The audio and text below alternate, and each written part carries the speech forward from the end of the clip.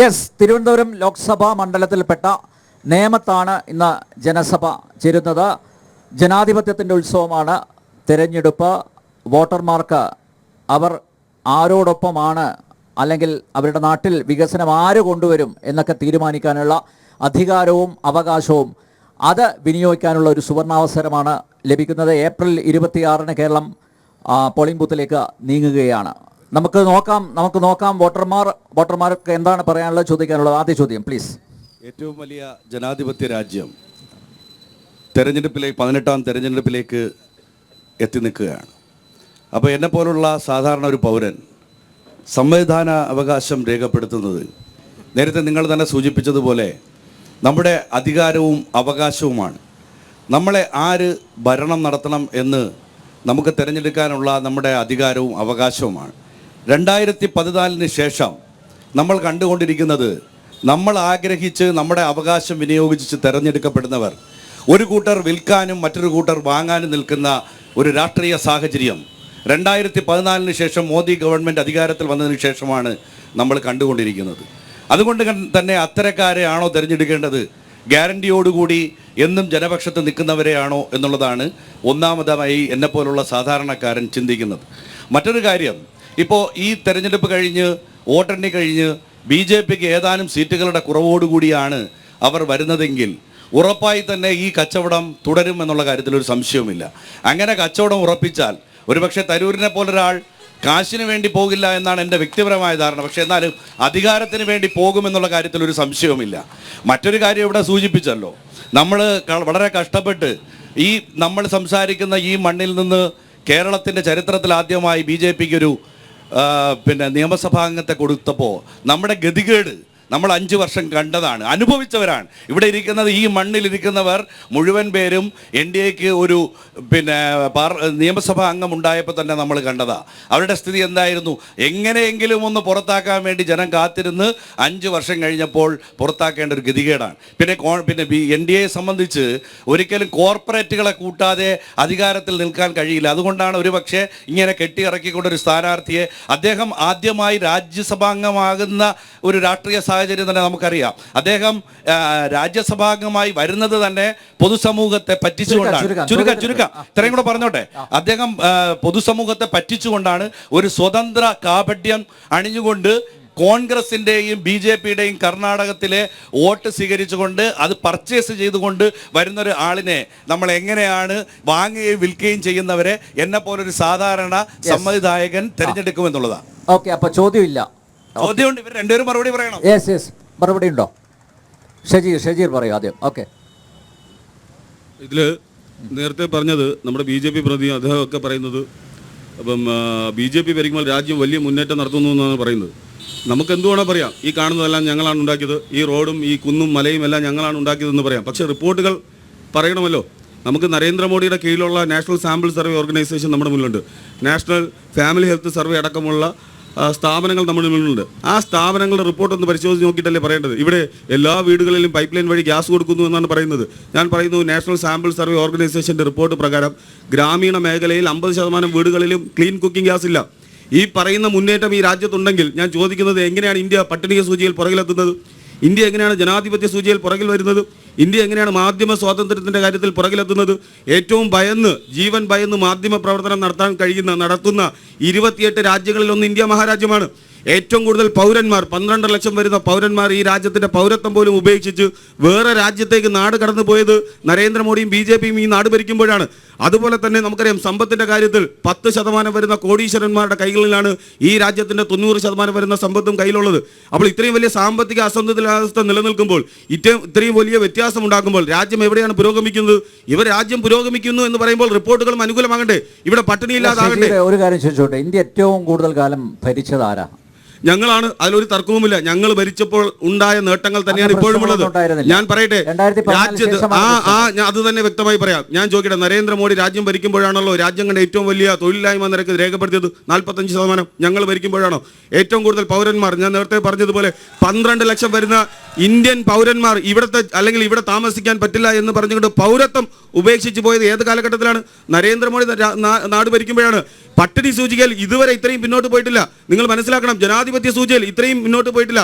മതേതരത്വവും ജനാധിപത്യവും ലോകത്തിന് മാതൃകയാക്കിയ രാജ്യമാണ്. നരേന്ദ്രമോദി ഭരിക്കുമ്പോഴല്ല, ഇന്ത്യയിൽ ജവഹർലാൽ നെഹ്റുവും അതുപോലെ തന്നെ കോൺഗ്രസും ഭരിച്ചിരുന്നപ്പോൾ വലിയ മുന്നേറ്റം ഉണ്ടാക്കിയ രാജ്യമാണ്. അപ്പോൾ ഈ രീതിയിൽ നിങ്ങൾ എന്തെങ്കിലും ചെയ്തു എന്ന് പറഞ്ഞിട്ട് കാര്യമില്ല.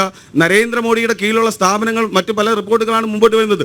ആ റിപ്പോർട്ട് നിങ്ങൾ പറയുന്നതുമായി പൊരുത്തപ്പെട്ട് പോകണം എന്നുള്ളതാണ് മറ്റൊരു കാര്യം. ഇനി ഇടതുപക്ഷ അംഗം ഇവിടെ പറഞ്ഞു, ഞാൻ നേരത്തെ എനിക്ക് 5 മിനിറ്റ് മാത്രമാണ് സംസാരിക്കാൻ സമയം തന്നത്, അതുകൊണ്ടാണ് ദീർഘമായൊന്നും പറയാത്തത്. ഞാൻ പെട്ടെന്ന് തീർക്കാം.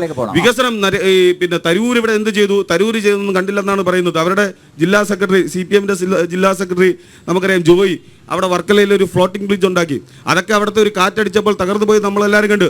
ഇവിടെ തരൂർ ഉണ്ടാക്കിയതൊന്നും ഒരു കാറ്റത്തും ഒരു മഴയത്തും ഒലിച്ചു പോയിട്ടില്ല. അതെല്ലാം ഇവിടെയുണ്ട്. വിഴിഞ്ഞം പദ്ധതി ഇവിടെ പറയുന്നു, നരേന്ദ്രമോദി പ്രധാനമന്ത്രി ആയതുകൊണ്ട് വിഴിഞ്ഞം പദ്ധതി അവരുടേതാണെന്ന് പറയുന്നു. ഞാൻ ചോദിക്കട്ടെ, ഒരു MP യുടെ സംഭാവനയല്ലേ? MP ശശി തരൂർ തിരുവനന്തപുരത്തിന്റെ MP ആയതിനു ശേഷമല്ലേ വിഴിഞ്ഞം പദ്ധതി വന്നത്? കരമന കളിക്കാവള റോഡുണ്ടായത്, കഴക്കൂട്ടം കാരോട് റോഡുണ്ടായത്, അതല്ലെന്ന് പറയാൻ കഴിയുമോ? ഇവിടെ ഇങ്ങനെ ഒരു MP ഇല്ലാന്ന് പറയാൻ കഴിയുമോ? അപ്പോൾ ഈ രീതിയിൽ വളച്ചൊടിച്ചിട്ട് കാര്യമില്ല. അദ്ദേഹത്തിന്റെ എഫേർട്ട് എന്താണെന്ന് രാജ്യം മുഴുവൻ കണ്ടതാണ്. ഇനി പ്രധാനപ്പെട്ട ഇടതുപക്ഷത്തിന്റെ ആൾ പറയുന്നു, ഇവിടെ കേരളത്തിലെ ജനങ്ങൾ മുഴുവൻ സന്തോഷവാന്മാരാണ്, പിണറായി വിജയന്റെ ഭരണത്തിന്റെ കീഴിൽ എല്ലാവരും ഭയങ്കര ആനന്ദത്തിലാണ് എന്നാണ് പറയുന്നത്. ഞാൻ ചോദിക്കട്ടെ, പെൻഷൻ കൊടുക്കാൻ കഴിയുന്നില്ല, കർഷകർ ആത്മഹത്യ ചെയ്യുന്നു. ഏറ്റവും കൂടുതൽ ആത്മഹത്യകൾ ഈ നാട്ടിൽ നടന്ന കാലഘട്ടം ഏതാണ്? അനു എന്ന് പറയുന്ന ഒരു ചെറുപ്പക്കാരൻ കഷ്ടപ്പെട്ട് പഠിച്ചു 60ാമത്തെ റാങ്ക് ലിസ്റ്റിൽ വന്നിട്ട് പോലും തൊഴിലില്ല, അല്ലെങ്കിൽ ഇഷ്ടപ്പെട്ട ജോലി കിട്ടാത്തതിന്റെ പേരിൽ ആത്മഹത്യ ചെയ്ത് നമ്മളെല്ലാവരും കണ്ടതാണ്. അപ്പോൾ ഏതെങ്കിലും ഒരു ചെറുപ്പക്കാരൻ ആത്മഹത്യ ചെയ്യേണ്ട ഗതികേട് വന്നിട്ടുണ്ടെങ്കിൽ അത് ഇടതുപക്ഷം ഭരിക്കുമ്പോഴാണ്.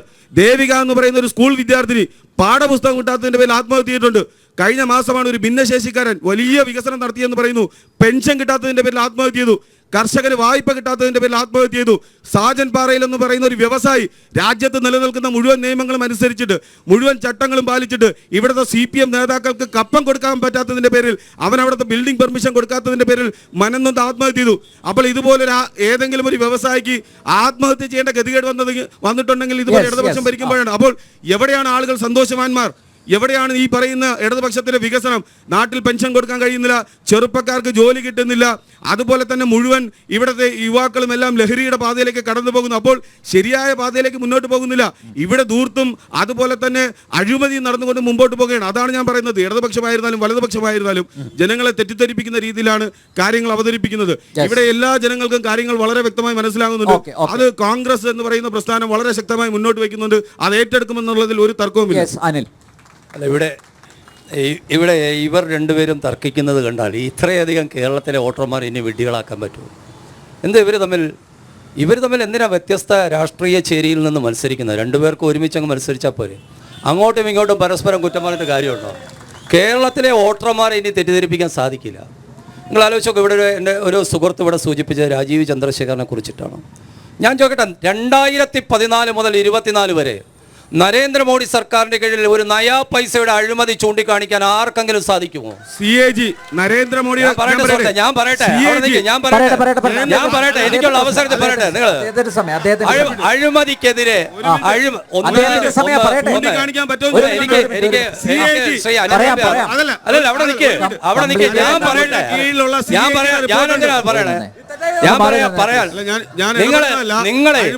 നിങ്ങൾ എന്തെങ്കിലും രാഷ്ട്രീയ ഒരു പിൻബലത്തിന്റെ അടിസ്ഥാനത്തിൽ പറയുന്നതിനെ വായടപ്പിക്കാനോ അതൊന്നും ശ്രമിക്കരുത്. സത്യസന്ധമായ ചർച്ചയ്ക്കാണ് യുവാക്കൾ തയ്യാറാകേണ്ടത്.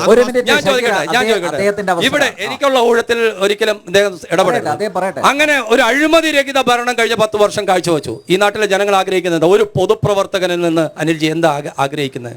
ഈ നാട്ടിലെ സാധാരണപ്പെട്ട ജനങ്ങളെ ചേർത്ത് നിർത്തി അവരുടെ പ്രയാസങ്ങൾ, വിഷമങ്ങൾ, യാതനകൾ, വേദനകൾ അതിനോടൊപ്പം ജീവിക്കുവാനും അവരോടൊപ്പം പിന്തുടരുവാനും അതിനോടൊപ്പം ചേർന്ന് നിൽക്കുവാനും ഒരു ജനപ്രതിനിധിയാണ് ജനങ്ങൾ തിരഞ്ഞെടുക്കപ്പെടുന്നത്. കഴിഞ്ഞ 15 വർഷം തിരഞ്ഞെടുക്കപ്പെട്ട ഒരു ജനപ്രതിനിധി അങ്ങനെ സാധിച്ചിട്ടുണ്ടോ? അങ്ങനെ സാധിച്ചിട്ടില്ല എന്ന് ജനങ്ങൾ, ഈ തിരുവനന്തപുരം പാർലമെന്റിലെ ജനങ്ങൾ വിധി എഴുതി കഴിഞ്ഞു. അതിന് യാതൊരു സംശയവുമില്ല. ഇവിടെ രാജീവ് ചന്ദ്രശേഖരനെ കുറിച്ച് ചോദിച്ചു. ഞാൻ ചോദിക്കട്ടെ, 3 സ്ഥാനാർത്ഥികളെ കുറിച്ചിട്ട് ഇന്ന് സാധാരണ ജനങ്ങൾ ചർച്ച ചെയ്യപ്പെടുന്നു. എന്താ ചർച്ച ചെയ്യപ്പെടുന്നത്? രാജീവ് ചന്ദ്രശേഖരൻ തിരുവനന്തപുരം പാർലമെന്റിൽ നിന്ന് വിജയിച്ചു കഴിഞ്ഞാൽ ഒട്ടനവധി കാര്യങ്ങൾ ചെയ്യാൻ പ്രാപ്തിയും കഴിവും ആർജവവും ഒക്കെ ഉള്ള ഒരാളാണ് രാജീവ് ചന്ദ്രശേഖരൻ എന്ന് ജനങ്ങൾ വിധി എഴുതിയിരിക്കുകയാണ്. അത് ഒരവസരം അദ്ദേഹത്തിന് കൊടുക്കണം. കേരളത്തിന്റെ രാഷ്ട്രീയ അന്തരീക്ഷം എന്താ? 5 വർഷം ഒരു മുന്നണി ഭരിക്കും, ഭരിച്ചു കഴിയുമ്പോൾ ഒരു സഹകരണ മുന്നണിയാണ്, പരസ്പരം സഹകരണമാണ്. 5 വർഷം കക്കാനും അഴിമതി കാണിക്കുവാനും എന്ത് അരാജകത്വ പ്രവർത്തനങ്ങൾ കാണുവാനും 5 വർഷം അവസരം കൊടുക്കും. അത് കഴിയുമ്പോൾ ജനങ്ങൾ എന്ത് ചെയ്യുന്നു? മറ്റൊരാൾക്ക് അവസരം കൊടുക്കുന്നു. കഴിഞ്ഞ 6 പതിറ്റാണ്ട് ഇത്തരത്തിലുള്ള രാഷ്ട്രീയ സംവിധാനമല്ലേ കേരളത്തിലൂടെ കടന്നുപോയിക്കൊണ്ടിരിക്കുന്നത്. ഇവിടെ രണ്ടുപേരും എൻ്റെ ഇടം വലം നിന്നുകൊണ്ട് പരസ്പരം അങ്ങോട്ടും ഇങ്ങോട്ടും പഴിചാരിയിട്ട് എന്താ കാര്യം? ഇവിടെ നിന്ന് 30 കിലോമീറ്റർ അപ്പുറത്തേക്ക് പോയാൽ തോളിൽ കൈയിട്ട് അവരെ ഒരുമിച്ച് വർക്ക് ചെയ്യുന്നു.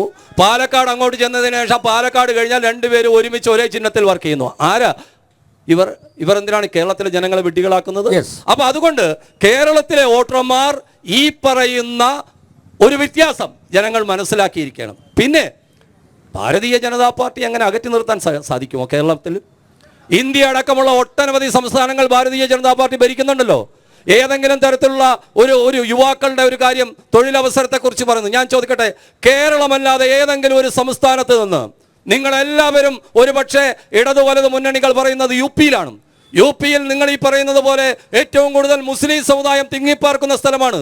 അവിടെ വീണ്ടും യോഗി ആദിത്യനാഥിന് അവിടുത്തെ ജനങ്ങൾ അവസരം കൊടുത്തു. മുസ്ലിം സമുദായത്തിനെതിരായതുകൊണ്ടാണോ യോഗി ആദിത്യനാഥ്? അങ്ങനെ മുസ്ലിം സമുദായത്തെയും ഇനി തെറ്റിദ്ധരിപ്പിക്കാൻ സാധിക്കില്ല. മുസ്ലിം സമുദായത്തിനെതിരാണ് ഭാരതീയ ജനതാ പാർട്ടി, അല്ലെങ്കിൽ ഇവിടുത്തെ ക്രൈസ്തവ സമൂഹത്തിനെതിരാണ് ഭാരതീയ ജനതാ പാർട്ടി എന്ന് 2 രാഷ്ട്രീയ മുന്നണികളും നടത്തുന്ന പ്രചരണങ്ങൾ ഇതാ ഈ തെരഞ്ഞെടുപ്പിൽ പൊളിയാൻ വേണ്ടി പോവുകയാണ്. മതന്യൂനപക്ഷങ്ങളെ തെറ്റിദ്ധരിപ്പിച്ച് ഇനിയും നിങ്ങൾക്ക് അധികാരത്തിൽ ഇരിക്കാനും സാധിക്കില്ല. ഞാൻ പറഞ്ഞു വന്നത്, യുവാക്കളായിട്ടുള്ള ആൾക്കാർ അവരുടെ വിദ്യാഭ്യാസത്തിന് ശേഷം കേരളം വിട്ടുള്ള ഏതെങ്കിലും സംസ്ഥാനങ്ങളിൽ മറ്റ് അന്യ രാജ്യങ്ങളിലേക്ക് തൊഴിലിന് വേണ്ടി പോകുന്നു എന്ന് കേട്ടിട്ടുണ്ടോ? ഞാൻ ഈ അടുത്ത സമയത്ത് കുറച്ചൊക്കെ അന്വേഷിക്കുന്നതാണ്. കേരളത്തിന്റെ അവസ്ഥ എന്താ? ഞാൻ ചോദിക്കട്ടെ, കേരളത്തിന്റെ അവസ്ഥ എന്താണ്? കേരളത്തിന്റെ അവസ്ഥ എന്താണ്? കേരളത്തിന്റെ അവസ്ഥ എന്താണ്? കേരളത്തിൽ നേരത്തെ ഇപ്പോൾ ഇവിടെ പറഞ്ഞു. അത് പറയാൻ, കേരളത്തിന്റെ അവസ്ഥ പറയാനുള്ള ഏക യോഗ്യതയുള്ള പ്രസ്ഥാനം അത് ദേശീയ ജനാധിപത്യ സഖ്യം NDA BJP ആണ്. ഞാൻ പറയട്ടെ, ക്ഷേമ പെൻഷൻ കഴിഞ്ഞ ആരെങ്കിലും പറഞ്ഞോ? ഇപ്പൊ ക്ഷേമ പെൻഷൻ കൊടുക്കാൻ പറ്റാതെ 7 മാസമായിട്ട് ഇവിടുത്തെ പാവങ്ങളുടെ പാർട്ടിയാണ്. ഒരു കാലഘട്ടത്തിൽ പറഞ്ഞെന്താ, ഞങ്ങൾ പാവപ്പെട്ടവന്റെ പാർട്ടിയാണ്, ഭാരം ചുമക്കുന്നവന്റെ പാർട്ടിയാണ്, വണ്ടി വലിക്കുന്നവന്റെ പാർട്ടിയാണ്, കർഷകരുടെ പാർട്ടിയാണ്. നഷ്ടപ്പെടുവാനൊന്നുമില്ല, കൈവിലങ്ങുകൾ മാത്രം. കിട്ടാനുള്ളതോ വലിയൊരു സ്വർഗരാജ്യം. എന്തായിരുന്നു പറഞ്ഞത്? നഷ്ടപ്പെടുവാനൊന്നുമില്ല, കൈവിലങ്ങുകൾ മാത്രം. കിട്ടാനുള്ളതോ വലിയൊരു സ്വർഗരാജ്യം. സുഹൃത്തുക്കളെ, കിട്ടിയ ക്ഷേമ പെൻഷൻ ഇല്ല, ഇവിടെ സർക്കാർ ആശുപത്രികളിൽ മരുന്നില്ല, പാവപ്പെട്ട ജനങ്ങൾക്ക് ജീവിക്കാനുള്ള സാഹചര്യമില്ല, മാവേലി സ്റ്റോറുകളിൽ സാധനമില്ല. ഇതല്ലേ കേരളത്തിന്റെ അവസ്ഥ? ഇതാണോ പാവപ്പെട്ടവന്റെ പാർട്ടി? ഇതാണോ ഭാരം ചുമക്കുന്നവന്റെ പാർട്ടി? അതിഥികളോട് ഒരു അപേക്ഷ, ഇങ്ങനെ വലിച്ചു നീട്ടിക്കൊണ്ടുവരുന്നത് പ്ലീസ്. കൃത്യമായിട്ട് ചോദ്യത്തിന് മറുപടി കൊടുക്കുക. അടുത്ത ചോദ്യത്തിലേക്ക് പോകാൻ സമയമില്ല, ചോദിക്കൂ പെട്ടെന്ന്. കോൺഗ്രസിന്റെ ഇവരെ പ്രതിനിധിയോടാണ് ഒരു ചോദ്യം. നമ്മുടെ പാർലമെന്റിൽ NIA-യുടെ നിയമം പാസ്സാക്കിയുണ്ടായി. ആ നിയമം പാസ്സാക്കിയുണ്ടായപ്പോൾ ചർച്ച നടന്നപ്പോൾ കോൺഗ്രസിൻ്റെ പ്രതിനിധികളെല്ലാം വലിയ വായിൽ ഡയലോഗ് അടിച്ചു. എന്നിട്ട് അമിത്ഷാ എണീച്ചു നിന്നപ്പോൾ കോൺഗ്രസിൻ്റെ പ്രതിനിധികളൊന്ന് താന്നു, വോട്ട് ചെയ്തപ്പോൾ മാറ്റി ചെയ്തു. ഇതിനെ അപ്പോൾ അങ്ങനെയുള്ള കോൺഗ്രസിന് എങ്ങനെ ഇവിടുത്തെ ആൾക്കാർ വോട്ട് ചെയ്യും? അതാണ് ഒന്നാമത്തെ ചോദ്യം. ഒരു ചോദ്യം കൂടെ ഇവിടുത്തെ BJP പ്രതിനിധിയോട് ഒരു ചോദ്യമുണ്ട്. ചോദ്യം പെട്ടെന്ന് സമയമില്ല. ചോദ്യം എന്താണെന്ന് പറഞ്ഞാൽ, ഞാനൊരു വിദ്യാർത്ഥിയാണ്. ഇവിടെ ശാസ്ത്രവും പാഠപുസ്തകങ്ങളിലെ ശാസ്ത്രവും ചരിത്രവും അപനിർമ്മിക്കപ്പെടുമ്പോൾ ഞങ്ങളെപ്പോലുള്ള വിദ്യാർത്ഥികൾ എങ്ങനെയാണ് BJP വോട്ട് അഡ്രസ് ചെയ്യാൻ ഞങ്ങളുടെ അടുത്ത് വരാനുള്ള അർഹത എന്നുകൊണ്ടാണ് ചോദ്യം. 2 ചോദ്യം. ഒന്ന് CA ആണ്. ഷജീർ, പെട്ടെന്ന് ചോദ്യത്തിന് മാത്രം മറുപടി. CA-യുടെ വിഷയം നമുക്ക് ഈ നുണകൾ നിരന്തരമായി ശരി, എന്തായിരുന്നാലും പൗരത്വ ഭേദഗതി ബില്ലായിരുന്നാലും ശരി, എൻ്റെ രാജ്യത്തിൻ്റെ വർഗീയമായ വിദ്വേഷത്തിൻ്റെ കാര്യമാണെങ്കിലും എല്ലാം ഞാൻ കരിനിയമങ്ങൾക്കെതിരെ മൊത്തത്തിൽ പറയുകയാണ്. എല്ലാം കാര്യം തന്നെയാണ്. ഇപ്പോൾ രാഹുൽ ഗാന്ധി എല്ലാ ദിവസവും വെച്ച് CA NA എന്ന് പറയേണ്ട കാര്യമില്ലല്ലോ. അദ്ദേഹം ഈ വർഷക്കാലം മുഴുവൻ ഈ രാജ്യത്ത് മുഴുവൻ 4000 കിലോമീറ്റർ നടന്നത് നരേന്ദ്രമോദി മുന്നോട്ട് വയ്ക്കുന്ന വർഗീയ വിദ്വേഷ രാഷ്ട്രീയത്തിനെതിരാണ്. ഇവർ നിരന്തരം കളവ് പറയുകയാണ്. പിണറായി വിജയൻ അടക്കമുള്ള ആളുകൾ പൗരത്വ ഭേദഗതി ബില്ലിൽ CA അടക്കമുള്ള കാര്യത്തിൽ രാഹുൽ ഗാന്ധി എന്ത് ചെയ്തു എന്നാണ് പറയുന്നത്. മണിപ്പൂരിലടക്കം പിണറായി വിജയനാണ് ഏറ്റവും കൂടുതൽ പരാമർശം നടത്തുന്നത്. മണിപ്പൂരിലടക്കം രാഹുൽ ഗാന്ധി പോയില്ല എന്നാണ് ചോദിക്കുന്നത്. എന്തുകൊണ്ട് ഇദ്ദേഹം അല്ലെങ്കിൽ ഈ പറയുന്ന ആളുകളുടെ നേതാവ് പിണറായി വിജയൻ നരേന്ദ്രമോദിക്കെതിരെ നരേന്ദ്രമോദി എന്തുകൊണ്ട് മണിപ്പൂരിലേക്ക് പോയില്ല എന്ന് ചോദിക്കുന്നില്ല? ഞാൻ ചോദിക്കട്ടെ, ഇവിടെ പിണറായി വിജയൻ എന്തുകൊണ്ട് നരേന്ദ്രമോദിയെ ഒന്ന് കടന്നാക്രമിക്കാൻ ആഗ്രഹിക്കുന്നില്ല? രാഹുൽ ഗാന്ധിക്കെതിരെ വിമർശനം ഉന്നയിക്കുന്നു. ഞാൻ ചോദിക്കട്ടെ, രാജ്യത്തെ വിഭജന രാഷ്ട്രീയത്തിനെതിരെ ഏറ്റവും വലിയ സമരം നടത്തിയ വ്യക്തിയുടെ പേരാണ്. കത്വയിലും ഹാത്രസിലും ഉന്നയിലും പോയതാരാണ്? മറുപടി പറയണം. ഹാത്രസിലും പറയട്ടെ, ഹാത്രസിലേക്ക് ഞാൻ ചോദിക്കട്ടെ. യുപിയിൽ ഖാരഗ്പൂരിൽ കൊച്ചുകുട്ടികൾ ശ്വാസം കിട്ടാതെ മരിച്ചപ്പോൾ ഡോക്ടർ കഫീൽ ഖാനെ നാട് കടത്തിയപ്പോൾ പിണറായി വിജയനുള്ള സംരക്ഷണം നൽകിയത് പ്രിയങ്ക ഗാന്ധിയും രാഹുൽ ഗാന്ധിയുമാണ്. എല്ലാ വാദങ്ങളും അംഗീകരിക്കുന്നു. പക്ഷെ ഒറ്റ കാര്യം, പ്രകടന പത്രികയിൽ എന്തുകൊണ്ട് CA ഉണ്ട്, കൃത്യമായി ഉണ്ട്, പ്രകടന പത്രികയിലുണ്ട്. 6-ാം പേജിൽ നോക്കണം. നിങ്ങൾ വെറുതെ പറയല്. ഇവിടെ നിന്ന് അനിൽ നമ്പ്യാർ അടക്കമുള്ള ആളുകൾ കളവ് പറയല്. പ്രകടന പത്രികയിലുണ്ട്. ഇന്ന് ചിദംബരം അടക്കമുള്ള ആളുകൾ പറഞ്ഞിട്ടുണ്ട് അധികാരത്തിലേക്ക് കടന്നു വന്നാൽ ആദ്യത്തെ പാർലമെന്റ് മീറ്റിംഗിൽ തന്നെ അത് റദ്ദാക്കുമെന്ന് പറഞ്ഞിട്ടുണ്ട്. അത് ഞങ്ങൾ കേവലം പറയുന്നതല്ല, ഞങ്ങളുടെ പ്രവൃത്തിയിലൂടെയും സമരത്തിലൂടെയും ഞങ്ങൾ കാണിച്ചു തന്നാണ്. ഞാൻ ചോദിക്കട്ടെ ഇവർ ഉദ്ദേശിച്ചു വരുന്നത് എന്താണ്? അല്ല, എനിക്ക് സമയം തരണം. ഇവർ പറയുന്നത് എന്താണ്? പിണറായി വിജയനും CPM ആണ് വലിയ വർഗീയതക്കെതിരെ അല്ലെങ്കിൽ ഇതുപോലുള്ള കാര്യങ്ങൾക്കെതിരെ വലിയ പോരാട്ടം നടത്തുന്നു എന്നാണ് ചോദിക്കുന്നത്. ഞാൻ ചോദിക്കുന്നത്, നരേന്ദ്രമോദി ആരെയാണ് വേട്ടയാടുന്നത്? നരേന്ദ്രമോദി ഇവിടെ രാഹുൽ ഗാന്ധിയാണോ വേട്ടയാടുന്നത്? പിണറായി വിജയനാണോ വേട്ടയാടുന്നത്? നിങ്ങൾ മറുപടി പറ. ഞാൻ ചോദിക്കട്ടെ, രാജ്യത്തെ ഏറ്റവും വലിയ സംഘപരിവാറിനെതിരെ പോരാട്ടം നടത്തിയ ആളുകളുടെ പേരറിയുമോ? പിണറായി വിജയനല്ല, സഞ്ജീവ് ഭട്ട് എന്ന് പറയുന്ന ആളുണ്ട്. അറിയാമോ? ഗുജറാത്ത് കലാപത്തിൽ നരേന്ദ്രമോദിയുടെ മൗനത്തെക്കുറിച്ച് പറഞ്ഞതിന്റെ പേരിൽ അദ്ദേഹം ജയിലിലാണ്. തീസ്ത സതൽവാദ് ജയിലിലാണ്. RB ശ്രീകുമാർ ജയിലിലാണ്. ഞാൻ ചോദിക്കുന്നത്, ഗൗരി ലങ്കേഷ് സംഘപരിവാറിനെതിരെ പോരാട്ടം നടത്തിയതിന്റെ പേരിൽ RSSകാർ വെടിവെച്ചു.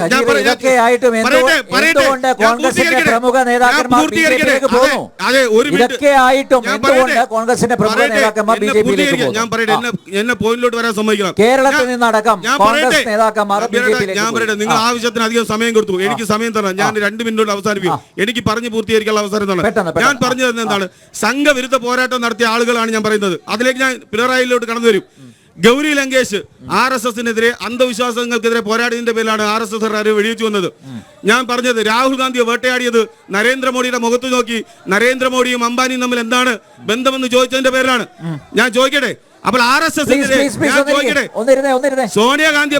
സോണിയാഗാന്ധി ഞാൻ പറയട്ടെ, DK ശിവകുമാർ അടക്കമുള്ള ആളുകളെ വേട്ടയാടിയത് നരേന്ദ്രമോദിയുടെ മുഖത്ത് നോക്കി ചോദ്യം ചോദിച്ചതിന്റെ പേരിലാണ്. എന്തുകൊണ്ട് പിണറായി വിജയനെതിരെ നരേന്ദ്രമോദി ഒരു ചെറുവിരൽ അനക്കിയില്ല? ഇവിടെ നരേന്ദ്രമോദി തലയോടുന്നത് അല്ലെങ്കിൽ അനുഗ്രഹിക്കുന്നത് പിണറായി വിജയനാണ്. പിണറായി വിജയനും പിണറായി വിജയന്റെ മകളും 1,72,00,000 രൂപ നികുതി അടയ്ക്കാതെ കട്ടെടുത്തിയപ്പോൾ ഇവിടെ എന്താണ് ചെയ്തുകൊണ്ടിരിക്കുന്നത് നരേന്ദ്രമോദി? അവരെ ജയിലിട്ടോ.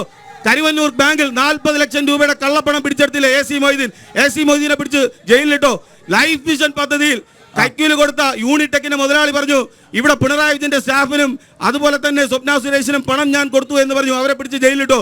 അപ്പോൾ ഇവിടെ BJPയുടെ അനുഗ്രഹം കിട്ടുന്നതും BJPയുടെ തലോടൽ കിട്ടുന്നതും ആർക്കാണ്? BJPയുമായി ചേർന്ന് നിന്ന് പ്രവർത്തിക്കുന്നത് ആരാണ്? പിണറായി വിജയനാണ്. അല്ല, സംഘപരിവാർ. ഞാൻ ചോദിക്കട്ടെ, റിയാസ് മൗലവി അടക്കമുള്ള നിരവധി വിഷയങ്ങളുണ്ട്. റിയാസ് മൗലവിയെ കൊന്ന കൊലയാളികൾ RSSകാർക്കെതിരെ UAP പോലും ചുമത്താൻ കഴിവില്ലാത്തവർ. ഞാൻ നേരത്തെ ചോദിച്ച ചോദ്യത്തിന് മറുപടി പറയാം. പാഠ്യപദ്ധതി പരിഷ്കരണവുമായിട്ട് ബന്ധപ്പെട്ട ഒരു ആശങ്കയാണ് അവിടെ. അദ്ദേഹത്തോടാ ചോദ്യം. ഇങ്ങനെ സംസാരിക്കാൻ. കണ്ണൂർ സർവകലാശാലയിൽ ഈ പറയുന്ന ഗോൾവാർക്കറിന്റെയും സവർക്കറിന്റെയും ചരിത്ര പുസ്തകം പഠിക്കാൻ ആരാണ് പറഞ്ഞത്? ആരാണ് പറഞ്ഞത്?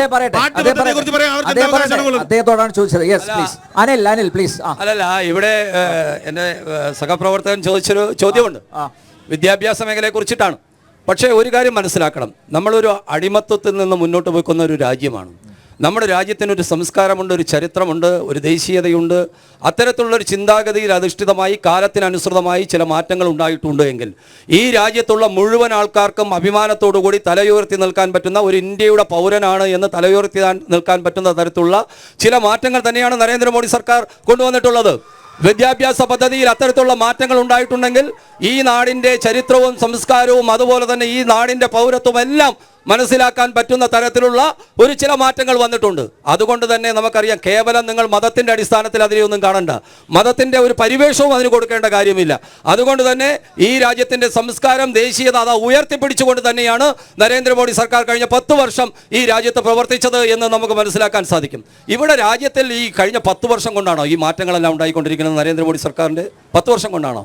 കഴിഞ്ഞ 10 വർഷം, കഴിഞ്ഞ 60 വർഷം നടക്കാത്ത ഒട്ടനവധി വികസന പ്രവർത്തനങ്ങളാണ് ഈ രാജ്യത്ത് നടപ്പാക്കിക്കൊണ്ടിരിക്കുന്നത്. സന്ദർഭവശാൽ നമുക്ക് കാര്യങ്ങൾ ഇവിടെ അനിൽജി നമ്പ്യാരുടെ ഭാഗത്തു നിന്ന് വരികയാണെങ്കിൽ അത്തരം കാര്യങ്ങൾക്ക് മറുപടി പറയാം. അടുത്ത ചോദ്യം ചോദിക്കൂ. ഇവിടെ UDFന്റെ പ്രതിനിധി ഉത്തരം പറഞ്ഞപ്പോൾ ഇവിടെ നിൽക്കുന്ന കുറച്ച് CPMകാർ പറയുകയുണ്ടായി, ചോദിച്ച ചോദ്യത്തിന് മറുപടി പറഞ്ഞില്ല എന്ന്. ഇവിടെ പത്രസമ്മേളനങ്ങളിൽ പോലും ചോദ്യം ചോദിക്കാൻ അനുവാദം കൊടുക്കാത്ത ഒരു ഭരണാധികാരിയുടെ പിൻതലമുറക്കാരാണ് ഇത് പറയുന്നതെന്ന് ഓർക്കുമ്പോൾ എനിക്ക് വലിയ സങ്കടമുണ്ട്. പിന്നെ ഇവിടെ CPMഉം എന്തുകൊണ്ടാണ് CPM-ഉം കോൺഗ്രസും ഒരുമിച്ച് മത്സരിച്ചാൽ പോരായിരുന്നു എന്ന് BJP-യുടെ പ്രതിനിധി ചോദിക്കുകയുണ്ടായി. ലാവ്ലിൻ കേസ് 34-36 തവണ മാറ്റിവെച്ചത് കോൺഗ്രസ് ഭരിക്കുമ്പോഴല്ല.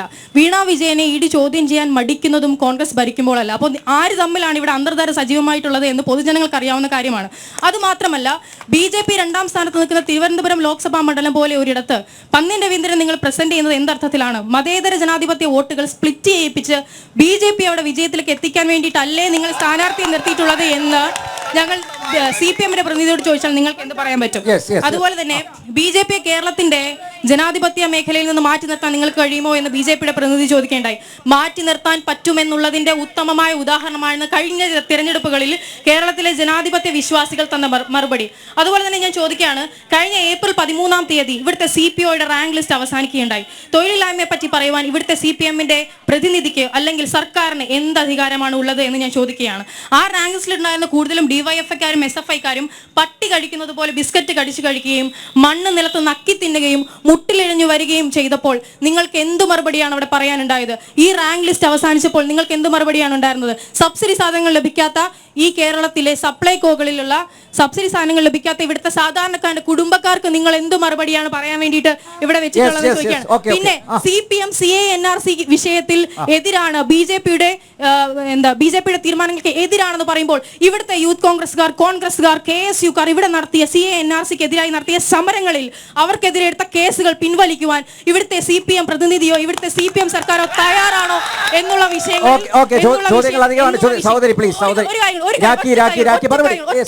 ഒറ്റ കാര്യം കൂടെ ഇവിടെ ഈ നിൽക്കുന്ന കോൺഗ്രസിന്റെ ആണെങ്കിലും CPM-ന്റെ ആണെങ്കിലും BJP-യുടെ ആണെങ്കിലും പ്രതിനിധികൾക്ക് വരുന്ന തിരഞ്ഞെടുപ്പിൽ വോട്ട് ചെയ്യാനുള്ള അടുത്ത ഒരു തലമുറ ഇന്ത്യ വിട്ട് കേരളം വിട്ട് പുറത്തെ രാജ്യങ്ങളിലേക്ക് കടന്നു പോകുമ്പോൾ അവർക്ക് കൊടുക്കാനുള്ള തൊഴിലവസരങ്ങൾ നിങ്ങൾ ആർക്ക് വേണ്ടിയിട്ടാണ് മാറ്റിവെക്കുന്നത്?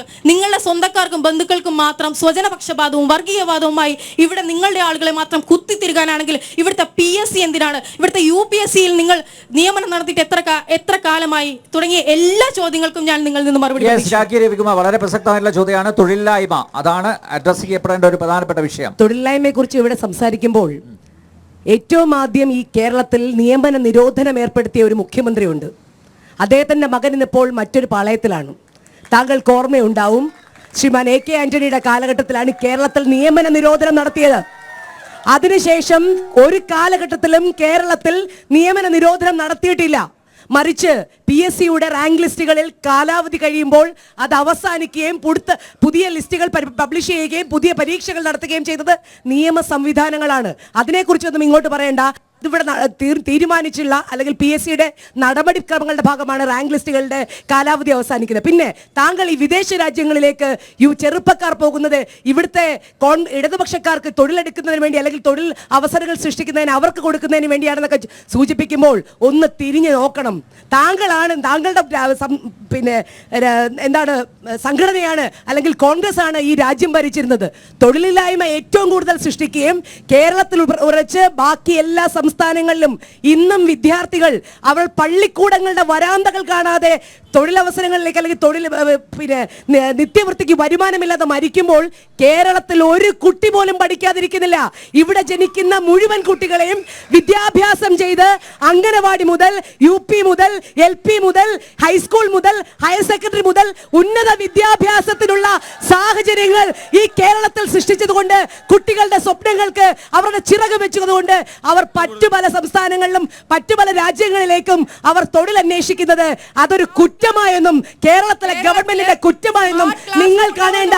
സ്മാർട്ട് ക്ലാസ് റൂം ഇവിടെ ഞാൻ പറഞ്ഞുതരാം. പാമ്പുകടി ഏറ്റു മരിച്ച കുട്ടികളുടെ കാര്യം പറയാം. ഇന്ന് ഈ കേരളത്തിലെ ഏതെങ്കിലും ഒരു വിദ്യാലയങ്ങളിൽ നിങ്ങൾ പോയാൽ ഇത്രയധികം ഭൗതിക സൗകര്യങ്ങൾ മെച്ചപ്പെടുത്തിയ ഒരു സംസ്ഥാനം വേറെ ഏതൊരു കുട്ടികളുണ്ട്? കേരളത്തിലെ ഗവൺമെന്റ് സ്കൂളുകളിൽ ഇന്ന് പോയാൽ മാനേജ്മെന്റ് സ്കൂളുകൾ പോലും തോൽക്കുന്ന തരത്തിലേക്കുള്ള എല്ലാവിധ സംവിധാനങ്ങളും ഒരുക്കിയത് കേരളത്തിലെ കിഫ്ബി പോലുള്ള പ്രസ്ഥാനങ്ങൾ ഉപയോഗിച്ചുകൊണ്ട് നമ്മൾ നടപ്പിലെ പ്രസ്ഥാനമാണ്. നിങ്ങൾ ഇവിടെ സ്കൂളുകൾ കൂട്ടുന്ന കാലഘട്ടം ഞാനത് പറഞ്ഞോട്ടെ, ചോദിച്ച ചോദ്യത്തിന് മുഴുവൻ മറുപടി പറയുമോ? ചോദിച്ച ചോദ്യത്തിന് മുഴുവൻ മറുപടി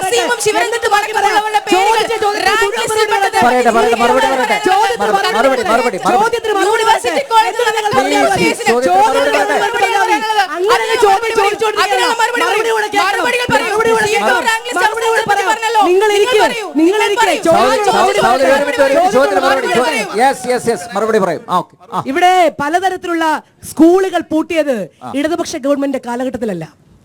പൊതുവിദ്യാഭ്യാസ മേഖലയെ സംരക്ഷിച്ചുകൊണ്ട് കഴിഞ്ഞ LDF ഗവൺമെന്റ് നടപ്പിലാക്കിയ പദ്ധതികളുടെ ഭാഗമായി കോഴിക്കോട് പോലുള്ള പ്രദേശങ്ങളിൽ പോലും നീണ്ട ക്യൂവുകൾ നമ്മൾ കണ്ടതാണ് ഒരു അഡ്മിഷൻ എടുക്കാൻ ഗവൺമെന്റ് സ്കൂളുകളിൽ. നമ്മുടെ ഗവൺമെന്റ് സ്കൂളുകൾ ഇത്ര കണ്ട് മികച്ച നിലവാരത്തിലേക്ക് പോയത് ഈ കേരളത്തിലെ ഗവൺമെന്റ് ഇടതുപക്ഷ ഗവൺമെന്റ് ആയിരിക്കുമ്പോഴാണ്. ഇവിടെ പല ഞാനത് പറയട്ടെ, പൊതുവിദ്യാഭ്യാസ മേഖലയിൽ ഏറ്റവും അധികം പ്രവർത്തനങ്ങൾ നടത്തിയത് ഇവിടുത്തെ കോൺഗ്രസ് ഗവൺമെന്റ് ല്ല. എല്ലാ കാലങ്ങളിലും അതൊരു വ്യവസായം പോലെ കണ്ടെത്തിയിരുന്ന കോൺഗ്രസ് ഗവൺമെന്റ് ആണ് ഈ കേരളം ഭരിച്ചിരുന്നതെങ്കിൽ നമ്മുടെ സ്കൂളുകൾ പൂട്ടുവാൻ തയ്യാറായി. ഇവിടെ തൊട്ടടുത്ത് അട്ടക്കുളങ്ങര സ്കൂൾ ഇവിടെ ഉണ്ട്, പൂട്ടാനിട്ടിരുന്ന സ്കൂളുകളാ. ഈ ഇവിടുത്തെ ഗവൺമെന്റ് LDFന്റെ ആദ്യത്തെ ഗവൺമെന്റ്, ഇപ്പോഴത്തെ പിണറായി സർക്കാരിന്റെ ആദ്യ ഗവൺമെന്റ് വന്നാണ് പൊതുവിദ്യാഭ്യാസ മേഖലയെ സംരക്ഷിക്കാൻ വേണ്ടി നടത്തിയ പ്രവർത്തനങ്ങളുടെ ഭാഗമായി നമ്മുടെ സ്കൂളുകളിൽ ഇന്ന് കുട്ടികൾ കയറിയാൽ തിരിച്ചിറങ്ങാൻ പോലും അവർക്ക് തോന്നാത്ത തരത്തിൽ വളരെ വലിയ മികവാർന്ന വിദ്യാഭ്യാസം, കുട്ടികളുടെ വിദ്യാഭ്യാസം, ടെക്സ്റ്റ് ബുക്കുകളോട് ഇവിടെ സൂചിപ്പിച്ചു. ഇവിടെ ബഹുമാനപ്പെട്ട UDFന്റെ പ്രതിനിധി ഇവിടെ ആരോ ടെക്സ്റ്റ് ബുക്ക് കിട്ടാതെ മരിച്ചതിനെ കുറിച്ച് പറയുന്നു. നിങ്ങൾക്ക് എന്ത് പറയാൻ യോഗ്യത? കോവിഡ് കാലഘട്ടത്തിൽ പോലും കേരളത്തിൽ വിദ്യാഭ്യാസം മുടങ്ങാതെ ജൂൺ 5 എന്നൊരു ദിവസമുണ്ടെങ്കിൽ വിദ്യാഭ്യാസം തുടങ്ങണമെന്ന് തീരുമാനിച്ചുകൊണ്ട് ഓൺലൈൻ വിദ്യാഭ്യാസം ആരംഭിച്ചത് ഈ കേരളത്തിലാണ്. അന്ന് ഇവിടുത്തെ കോൺഗ്രസിന്റെ ഒരു മുന്നണിയും ഒരു അധ്യാപക സംഘടനയും ഇതിന് പ്രൊട്ടക്ഷനുമായി വന്നില്ല.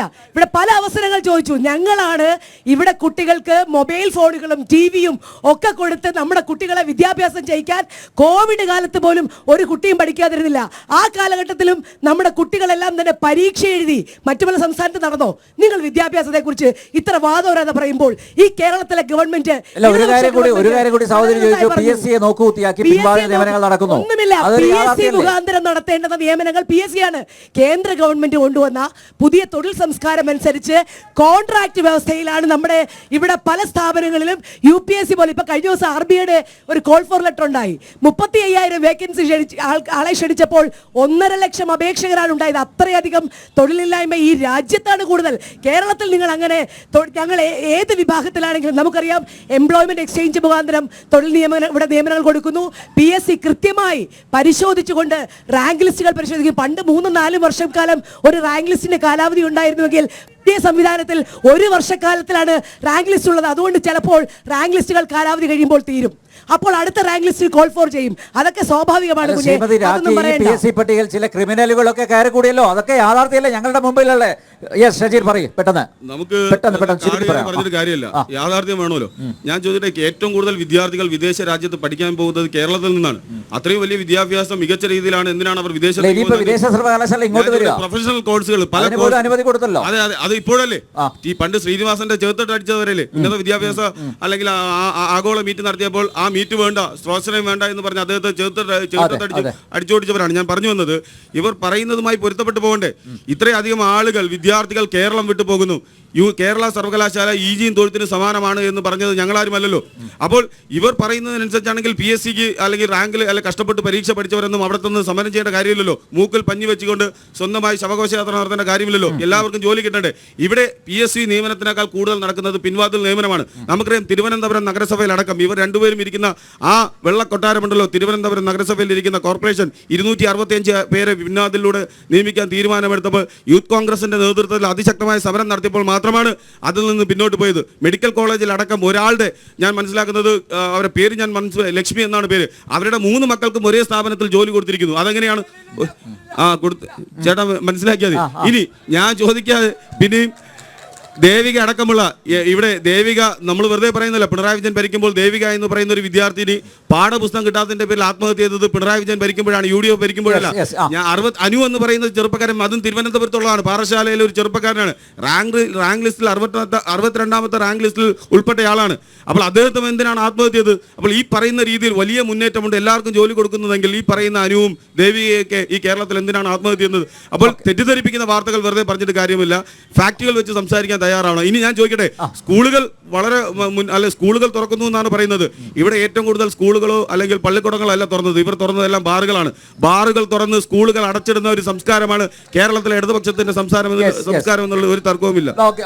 ഇവിടെ ശ്രീമതി രാഗി നമ്മുടെ പൊതുവിദ്യാഭ്യാസ നയത്തെ കുറിച്ചൊക്കെ പറഞ്ഞു. ഞാൻ ചോദിക്കട്ടെ, ഇവിടെ കൂടിയിട്ടുള്ള സഹപ്രവർത്തകന്മാരെല്ലാവരും മറ്റൊരു പ്രധാനപ്പെട്ട ചോദ്യം തൊഴിലവസരങ്ങൾ പ്രദാനം ചെയ്യുമോ എന്നുള്ളതാണ്. ഒരു സഹോദരി ചോദിച്ച പ്രസക്തമായ ചോദ്യമുണ്ട്. പൊതുവിദ്യാഭ്യാസത്തിൻ്റെ മേഖലയിൽ നമ്മുടെയൊക്കെ കാലഘട്ടങ്ങളിൽ നമ്മൾ ഈ ഗവൺമെൻറ് സ്കൂളുകളിലൊക്കെ പഠിച്ചിറങ്ങുമായിരുന്നു. ഇന്ന് ഏതെങ്കിലും ഗവൺമെൻറ് സ്കൂളുകളിൽ അത്തരം കുഞ്ഞുങ്ങളെ അയക്കാനുള്ള സാഹചര്യമുണ്ടോ? നമ്മളൊന്ന് വിലയിരുത്തണ്ടേ? ഏതെങ്കിലും ഉണ്ടോ? സ്വകാര്യ മാനേജ്മെൻറ്റുകൾ ലക്ഷക്കണക്കിന് രൂപ ഡൊണേഷൻ കൊടുക്കാതെ ഏതെങ്കിലും കുഞ്ഞുങ്ങളെ ഇന്ന് പഠിപ്പിക്കാനുള്ള സാഹചര്യം ഉണ്ടാക്കാൻ സാധിക്കുമോ? ഇതാണോ ഒരു ഇടതുപക്ഷ പ്രസ്ഥാനത്തിൻ്റെ കാലയളവിൽ ചെയ്യാനുള്ളത്? അതുകൊണ്ട് പൊതുവിദ്യാഭ്യാസ മേഖല നമ്മൾ കമ്പ്യൂട്ടർ വന്നു, അല്ലെങ്കിൽ വേറെ എന്തെങ്കിലും വന്നു, ലാപ്ടോപ്പ് കൊടുത്തു, അതുകൊണ്ട് അടിസ്ഥാന വികസന സൗകര്യങ്ങളെല്ലാം വർദ്ധിപ്പിക്കാൻ ഈ സർക്കാരിന് സാധിച്ചിട്ടുണ്ടോ? അതിൻ്റെ ഉത്തരവാദി കേവലം ഇടതുപക്ഷം മാത്രമല്ല, രണ്ട് മുന്നണികൾക്കും കാലങ്ങളായി അതിൻ്റെ ഉത്തരവാദിത്വമുണ്ട് എന്ന് ഞാൻ ഓർമ്മിപ്പിക്കുവാൻ വേണ്ടി ആഗ്രഹിക്കുകയാണ്. ഇവിടെ ഞാൻ ചോദിക്കട്ടെ, വിദ്യാഭ്യാസ മേഖലയുമാണോ താറുമാറാക്കിയിരിക്കുന്നത്? സമസ്ത മേഖലകളെയും ഇത്തരത്തിൽ രാഷ്ട്രീയ ഇടപെടലുകളിലൂടെ ഇവരുടെ എല്ലാം തന്നെ ഒരു തോന്നിവാസ കേന്ദ്രങ്ങളായി മാറിയില്ലേ? ഞാൻ ചോദിക്കട്ടെ, തിരുവനന്തപുരത്തെ യൂണിവേഴ്സിറ്റി കോളേജ് അല്ലെങ്കിൽ സംസ്കൃത കോളേജ്, മറ്റു കോളേജുകളിൽ നടക്കുന്നത് എന്താ? ഇവിടെ എത്രയോ നാളുകളായി ഒരു ശീതസമരം നടന്നുകൊണ്ടിരിക്കുന്നു. ഗവർണർ ഇടപെടാൻ പാടില്ല. വിദ്യാഭ്യാസ മേഖല, യൂണിവേഴ്സിറ്റികൾ മുഴുവൻ തന്നെ ഇത്തരത്തിൽ CPM-ന്റെ സന്തത സഹചാരികളെല്ലാം കയറിയിറങ്ങി ആ രീതിയിൽ അവർ കൈയടക്കി വച്ചിരിക്കുകയല്ലേ? എത്ര നാളായിട്ട് നടക്കുന്നതാണ്? അവിടെ ഒരു ശിവരഞ്ജിത്തും മാത്രമല്ല, പിൻവാതിൽ നിയമനങ്ങൾ ഈ കാലയളവിൽ സ്വന്തക്കാർക്കും ബന്ധുക്കാർക്കും പാർട്ടിക്കാർക്കും മാത്രം തീരെഴുതിയ ഒരു കാലയളവാണ് നമുക്കിവിടെ കാണുവാൻ വേണ്ടി സാധിക്കുന്നത്. ഞാൻ ചോദിക്കട്ടെ, ഇവിടെ നഗരസഭയിലെ ഒരു കാര്യം പറഞ്ഞല്ലോ, ഞാനടക്കമുള്ള ജനപ്രതിനിധികൾ കഴിഞ്ഞ 48 ദിവസം സമരം നടത്തി. എന്താണ്? പാർട്ടിയുടെ ഒരു ജില്ലാ സെക്രട്ടറി കത്തെഴുതിയിരിക്കുന്നു. ആർക്കാ കത്തെഴുതിയിരിക്കുന്നത്? അവിടെ നിന്ന് ഒരു സഖാവ് പാർട്ടിയുടെ ജില്ലാ സെക്രട്ടറി കത്തെഴുതിയിരിക്കുന്നു, ആനുകൂല്യങ്ങൾക്ക് ആരെങ്കിലും ഉണ്ടെങ്കിൽ അയക്കാൻ. ഇവിടെ പഠിച്ചിറങ്ങുന്ന ആൾക്കാർക്ക് രാഷ്ട്രീയ സ്വാധീനമില്ലെങ്കിൽ, സമ്പത്തില്ലെങ്കിൽ, ജോലി കിട്ടുന്നില്ല എന്നുള്ള ഒരു അവസരം ഈ കേരളത്തിൽ സംജാതമാക്കിയിട്ടുണ്ടെങ്കിൽ അതിന്റെ ഉത്തരവാദികൾ ഈ രണ്ട് നിൽക്കുന്ന രാഷ്ട്രീയ മുന്നണികളാണ് എന്ന് അസന്നിഗ്ധമായി പറയുവാൻ ഭാരതീയ ജനതാ പാർട്ടി ആഗ്രഹിക്കുകയാണ്. തൊഴിലവസരങ്ങൾ ഉണ്ടാകും. തൊഴിലവസരങ്ങൾ ഈ രാജ്യത്ത് സൃഷ്ടിക്കാൻ തന്നെയാണ് ഭാരതീയ ജനതാ പാർട്ടിയുടെ നരേന്ദ്രമോദി സർക്കാരിന്റെ നേതൃത്വത്തിൽ നടന്നുകൊണ്ടിരിക്കുന്നത്. ആ മാറ്റം കേരളത്തിലും പ്രകടമായി കൊണ്ടിരിക്കുകയാണ്. ഞാൻ തൊഴിലവസരങ്ങൾ പറയുമ്പോൾ ഒട്ടനവധി സ്റ്റാർട്ടപ്പുകൾ ഈ കേരളത്തിൽ ആരംഭിച്ചിട്ടുണ്ട്. വിഴിഞ്ഞം തുറമുഖം ഇതാ 2024 കമ്മീഷൻ ചെയ്യാൻ പോകുന്ന സമയത്ത് ഒട്ടനവധി തൊഴിലവസരങ്ങൾ വരാൻ വേണ്ടി പോകുന്നു. അന്ധമായ രാഷ്ട്രീയ വിരോധം വച്ചിട്ട് നിങ്ങൾക്ക് ചർച്ച ചെയ്യാനുള്ള വേദിയാക്കി മാറ്റാതെ ചെറുപ്പക്കാർ, നമ്മുടെ മക്കൾ നാളെ സുഖമായി, അവർക്ക് അന്തസ്സായി അവർ ജീവിക്കാൻ, അവർക്ക് അവസരം ഉണ്ടാക്കാനുള്ള അവസരത്തിന് വേണ്ടി തയ്യാറാകണം. കേവലം ഒരു രാഷ്ട്രീയ പ്രസ്ഥാനത്തിന്റെ അണികളായി പോയതുകൊണ്ട് അന്ധമായി ഞാൻ പറയുന്നില്ല, ഭാരതീയ ജനതാ പാർട്ടി അംഗീകരിക്കണമെന്ന്. ഓരോ രാഷ്ട്രീയ പ്രസ്ഥാനവും ചെയ്യുന്ന വസ്തുതകൾ മനസ്സിലാക്കി അവരെ അംഗീകരിച്ച് മുന്നോട്ട് പോകാൻ ഈ കേരളത്തിലും ബഹുജനങ്ങൾ തയ്യാറാകണമെന്നുള്ളതാണ് ഭാരതീയ ജനതാ പാർട്ടിയുടെ.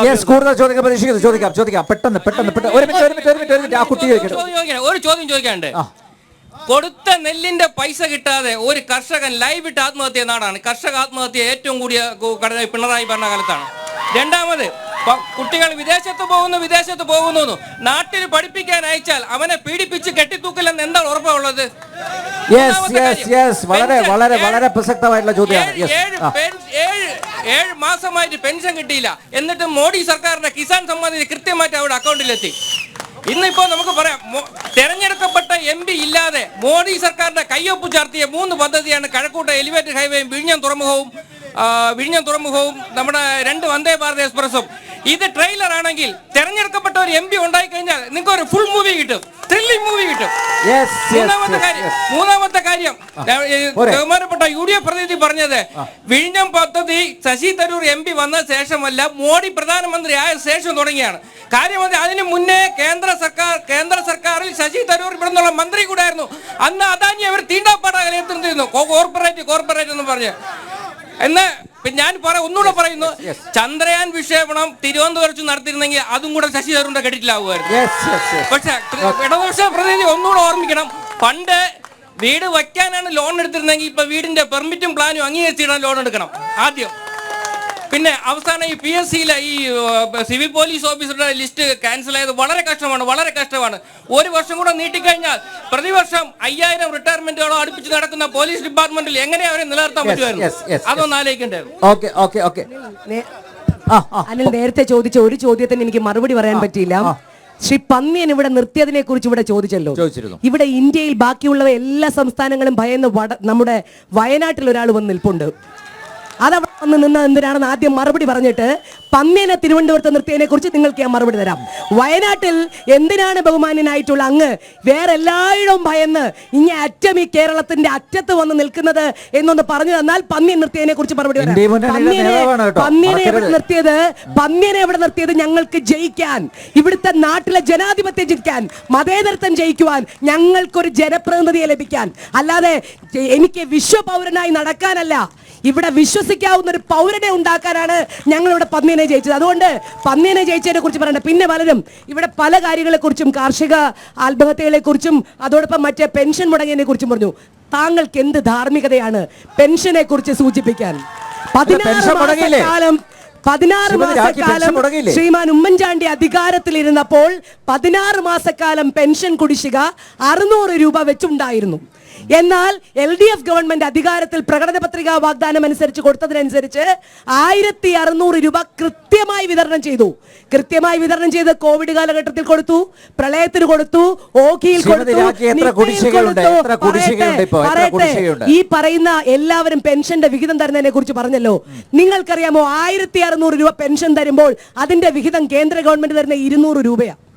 ഇതുപോലും എത്രയുണ്ട് ബാക്കി എന്ന് പറഞ്ഞു. ഇവിടെ PMAY പദ്ധതിയെ കുറിച്ച് പറഞ്ഞു, എല്ലാവർക്കും ഭവനത്തെ കുറിച്ച്. 4.25 ലക്ഷം രൂപ കേരളത്തിലെ ഗവൺമെന്റ് കൊടുക്കുമ്പോൾ 1.5 ലക്ഷം രൂപയാണ് പിച്ചക്കാശ് പോലെ ഒരു മുറിയുടെ ചോര് പോലും കെട്ടാൻ പറ്റാത്ത രീതിയിൽ തുക തരുന്നത്. അപ്പൊ ഇതെല്ലാം കൃത്യമായി പലതരത്തിലും സംഘടിപ്പിച്ചുകൊണ്ട് പലതരത്തിൽ പണം സ്വരൂപിച്ചുകൊണ്ട് ഈ നാട്ടിലെ ജനതയുടെ ക്ഷേമത്തിനും വികസന പ്രവർത്തനങ്ങൾക്കുമായി ഇടതുപക്ഷ ഗവൺമെന്റ് നിലനിൽക്കുന്നു. ഇവിടെ മുടങ്ങിയതിന്റെ കാരണം പറഞ്ഞു. നിങ്ങൾ മനസ്സിലാക്കണം, ഞങ്ങള് ഇവിടുത്തെ കേരളത്തിന്റെ മുഖ്യമന്ത്രിയും മന്ത്രിമാരും MLA ഉൾപ്പെടെ ഒരു സമരം ചെയ്യുവാൻ അങ്ങ് ഡൽഹിയിൽ പോയിരുന്നു. ആർക്കെങ്കിലും ഓർമ്മയുണ്ടോ? ഓർമ്മയുണ്ടെങ്കിൽ അങ്ങനെ ഒരു സമരം ചെയ്തത് ഈ കേരളത്തിന് കിട്ടേണ്ട അർഹമായ വിഹിതം നിങ്ങൾ തരാത്തതിന്റെ ഭാഗമായിട്ടാണ്. ഇവിടെ പലരും പറഞ്ഞല്ലോ, അപ്പൊ നിങ്ങൾ കേസ് കൊടു എന്ന് പറഞ്ഞു. സുപ്രീം കോടതിയിൽ കേസ് കൊടുത്തു. എന്താ സംഭവിച്ചേ? കേസ് കൊടുത്തപ്പോൾ സുപ്രീം കോടതി പറഞ്ഞു, കൊടുക്കണോ മിസ്റ്റർ, ഇതെന്താ നിങ്ങൾ കാണിക്കുന്നത്? കൃത്യമായി കൊടുക്കാൻ പറഞ്ഞു. 5000 കോടി രൂപ ഇന്ന് അനുവദിച്ചു. അന്ന് രാത്രി ഇവിടുത്തെ ധനകാര്യ വകുപ്പ് മന്ത്രി ഉത്തരവിട്ടു, മുടങ്ങിയ പെൻഷനിൽ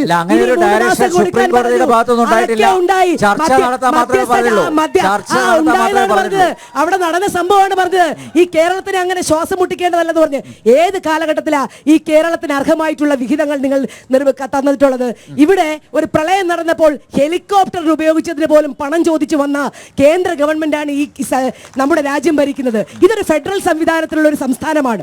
നമുക്കിവിടെ ഓരോ പദ്ധതിക്കും ഇവിടെ പ്രധാനമന്ത്രിയുടെ പടം വെക്കാത്തോണ്ട് പണം തരൂല എന്ന് പറയുന്ന ഒരു അല്പത്തരം, ആ വാക്കിന് പറയുന്നത് നാട്ടിൽ നമ്മളൊക്കെ പറഞ്ഞിരുന്ന അല്പത്തരമാണ്. റേഷൻ സബ്സിഡി, റേഷൻ എത്രയോ നാളുകൊണ്ട് കേരളത്തിലും ഇന്ത്യയിലും കൊടുക്കുകയാണ് സൗജന്യ റേഷൻ തരുമ്പോ ഇപ്പൊ നിങ്ങളുടെ കയ്യിൽ കിട്ടുന്ന റേഷൻ റെസിപ്റ്റിൽ വിഹിതത്തിന്റെ കണക്ക് വരും. എന്ത് അല്പത്തരമാണ്? നിങ്ങൾ തരുന്ന വീടിന് നിങ്ങളുടെ പ്രധാനമന്ത്രിയുടെ പടം വെക്കാൻ പറയുന്നു. എന്ത് അല്പത്തരമാണ്? ഇതൊക്കെ ഓർഡറാണ് വരുന്നത്, ഇതൊക്കെ ഓർഡർ ആയിട്ടാണ് വരുന്നത്. അപ്പൊ അത്തരത്തിൽ നാട്ടിലെ ജനങ്ങളെയെല്ലാം ഈ അല്പത്തരം കൊണ്ട് പൊറുതി മുട്ടുമ്പോൾ ഈ നാട്ടിൽ ഒരു ജനാധിപത്യ സംവിധാനം നിലനിൽക്കുവാൻ, മതേതരത്വം നിൽക്കുവാൻ, ഭരണഘടന സംരക്ഷിക്കുവാൻ, ഇന്ത്യ രാജ്യത്തെ പൊതുമേഖലകളെ സംരക്ഷിക്കുവാൻ, തൊഴിലുറപ്പ് നിയമം തുടർന്നു കൊണ്ടുവരുവാൻ, നാട്ടിൽ പട്ടിണി മാറ്റാൻ, ന്യൂനപക്ഷങ്ങളെ സംരക്ഷിക്കാൻ, ദളിതരെ സംരക്ഷിക്കുവാൻ, സ്ത്രീകളെ സംരക്ഷിക്കുവാൻ, ചെറുപ്പക്കാരെ സംരക്ഷിക്കുവാൻ ഈ കേരളത്തിൽ നിന്നൊരു തലസ്ഥാന നഗരിൽ നിന്നൊരു പ്രൊഫഷണൽ കോളേജുകളിലേക്ക് കുട്ടികളെ അയക്കുന്നുണ്ടല്ലോ, അവരെ ജീവനോടെ തിരിച്ചു കിട്ടുന്നെന്ന് പ്രൊഫഷണൽ കോളേജുകളിൽ ഞാൻ പറയട്ടെ, ഞാൻ അതിനെ ന്യായീകരിക്കുകയൊന്നുമല്ല. പ്രൊഫഷണൽ കോളേജിൽ വിദ്യാഭ്യാസത്തിന്റെ കാലഘട്ടത്തിൽ നിങ്ങൾക്കറിയാം, കാലാകാലങ്ങളിൽ റാഗിംഗ് എന്ന സംവിധാനം നിയമം മൂലം നമ്മൾ നിരോധിച്ചെങ്കിൽ പോലും എല്ലാ സംഘടനകളും അവരുടെ ഇഷ്ടാനുസരണം നടത്തി വരികയാണ്. അതുകൊണ്ട് അതിനെ ഞാൻ ന്യായീകരിക്കില്ല ഒരിക്കലും. പക്ഷേ അത് അത്തരത്തിലൊരു രാഷ്ട്രീയ പ്രസ്ഥാനത്തിന്റെ മാർക്കറ്റിലായിട്ട് മാത്രം തരം താഴ്ത്തുന്നതിനെ ഞാൻ യോജിക്കുന്നില്ല. പ്രൊഫഷണൽ കോളേജുകൾ ഉൾപ്പെടെ ഈ കാലാകാലങ്ങളിൽ എല്ലാ ആർട്സ് കോളേജുകളിലും അതോടൊപ്പം തന്നെ മറ്റു കോളേജുകളിലും എല്ലാം എല്ലാ രാഷ്ട്രീയ പ്രസ്ഥാനങ്ങളും ഞാനും വിദ്യാഭ്യാസം ചെയ്തവരാണ്, ഞാനും റാഗിങ്ങിന് വിധേയമായിട്ടുള്ളവളാണ്. അങ്ങനെയാണെങ്കിൽ അത് ഒരു സംഘടന മാത്രമല്ല, ഇവിടുത്തെ വിദ്യാർത്ഥി സംഘടനകൾ പൊതുവെ തീരുമാനിക്കണം. നാട്ടിൽ റാഗിംഗ് എന്ന് പറയുന്ന സംവിധാനം ഇല്ലാതാക്കണം. കുട്ടികൾ പുതുതായി വരുമ്പോൾ ആ കുട്ടികളെ ഭീഷണിപ്പെടുത്തുന്ന സംവിധാനം ഇവിടുത്തെ KSU നിർത്തലാക്കണം, ABVP നിർത്തലാക്കണം, മറ്റ് ഇടതുപക്ഷ സംഘടനകൾ നിലനിർത്തണം. ഒരിക്കലും പറയില്ല. ഞാനും ഒരു അമ്മയാണ്, ഇവിടെ സ്ത്രീകളുണ്ട്, രക്ഷകർത്താക്കളുണ്ട്. ഒരു മനുഷ്യരോടും അത്തരത്തിലൊരു സംവിധാനം അത് തല്ലിക്കൊന്നു എന്നൊക്കെ നിങ്ങൾ കണ്ടെത്തിയിട്ട് ഞാനൊന്നും പറയുന്നില്ല. പക്ഷേ അതൊരു ഒരിക്കലും ന്യായീകരിക്കുന്ന കാര്യമല്ല. പക്ഷേ റാഗിങ്ങിന് നിയമം മൂലം നിരോധിച്ച ഒരു നാടാണ് കേരളം. അത് എല്ലാ വിദ്യാർത്ഥി സംഘടനകളും ഒരേ മനസ്സോടെ തീരുമാനിച്ചുകൊണ്ട് റാഗിംഗ് പൂർണ്ണമായും നമ്മുടെ ക്യാമ്പസിൽ നിന്ന് ഒഴിവാക്കാൻ തീരുമാനിക്കും. രാഖി രവികുമാർ പറഞ്ഞ രണ്ട് കാര്യത്തെ സംബന്ധിച്ച്, ഒന്ന് ക്ഷേമ പെൻഷനെ സംബന്ധിച്ചാണ്. ഇവിടെ കേന്ദ്ര സർക്കാർ പറഞ്ഞില്ലല്ലോ ഇത്ര രൂപ ക്ഷേമ പെൻഷൻ കൊടുക്കണം, അങ്ങനെ പറഞ്ഞിട്ടുണ്ടോ?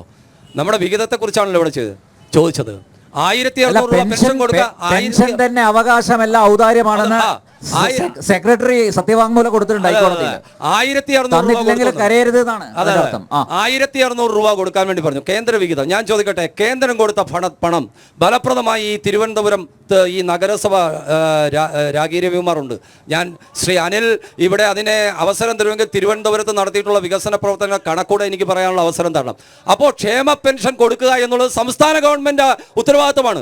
കേന്ദ്രം തന്നിട്ടില്ലെങ്കിൽ കേന്ദ്രത്തോട് ചോദിച്ചു വാങ്ങിയാൽ അധികാരമുണ്ട്. നിങ്ങൾ രണ്ടാമത്തെ ഒരു കാര്യം പറഞ്ഞല്ലോ, ഞാൻ ചോദിക്കട്ടെ, സുപ്രീം കോടതിയിൽ പോയി എന്ന് പറഞ്ഞു. ഒരു മിനിറ്റ്, സുപ്രീം കോടതിയിൽ പോയി, എവിടെയാണ് സുപ്രീം കോടതി 5000 രൂപ കൊടുക്കാൻ വേണ്ടി പറഞ്ഞത്? ഞാനൊന്നും കേട്ടിട്ടൊന്നുമില്ല 5000 രൂപ കൊടുത്താൽ. 5000 കൊടുക്കാൻ പറഞ്ഞു, അടുത്ത ദിവസം ധനകാര്യമന്ത്രി പറഞ്ഞു അത്രയും ക്ഷേമ പെൻഷൻ കൊടുക്കാൻ. അപ്പൊ കേന്ദ്രത്തിൽ നിന്ന് പണം വരുമ്പോൾ അടുത്ത ദിവസം ധനകാര്യമന്ത്രി പറയും ക്ഷേമ പെൻഷൻ കൊടുക്കാമെന്നോ? ഇത് വേഴാമ്പൽ മഴയും കാത്തിരിക്കുന്നത് പോലെയാണോ? ഇനി കേന്ദ്രം കൊടുത്ത കണക്കിനെ സംബന്ധിച്ച് വ്യക്തമായ കണക്ക് കൊടുക്കുക. ആ കണക്ക് കൊടുത്തില്ലെങ്കിൽ ഇവിടെ നിയമവ്യവസ്ഥകളുണ്ട്, അവർക്ക് ചോദിക്കാം. ഞാൻ ചോദിക്കട്ടെ, കേരളത്തിലെ ജനസംഖ്യ എത്ര? 3.5 കോടി ജനങ്ങളാണ്. UP-യിലെ ജനസംഖ്യ എത്ര? 23 കോടിയാണ്. ഏതെങ്കിലും കേരളം ഒഴികെയുള്ള ഏതെങ്കിലും സംസ്ഥാനങ്ങൾ എല്ലാം BJP അല്ലല്ലോ ഭരിക്കുന്നത്, എല്ലാം BJP. എവിടെങ്കിലും ഇങ്ങനെ കേന്ദ്രത്തിന്റെ വിഹിതം കിട്ടുന്നില്ല എന്ന് കരയുന്ന ഏതെങ്കിലും സംസ്ഥാനമുണ്ടോ? ഇവിടെ എന്താ, കേരളത്തിൽ വരുന്ന വരുമാനം കേന്ദ്ര സർക്കാർ കൊടുക്കുന്ന വരുമാനത്തെ വകമാറ്റി ചെലവഴിച്ച് വളരെ കണക്ക് പോലും ഇല്ലാതെ അത്തരത്തിലുള്ള പ്രവർത്തനങ്ങൾ നടത്തുന്നതാണ്. കണക്ക് കൊടുക്ക്. മറ്റ് സംസ്ഥാനങ്ങളെല്ലാം കൃത്യമായി കേന്ദ്രത്തിന് കണക്ക് കൊടുക്കുന്നുണ്ട്.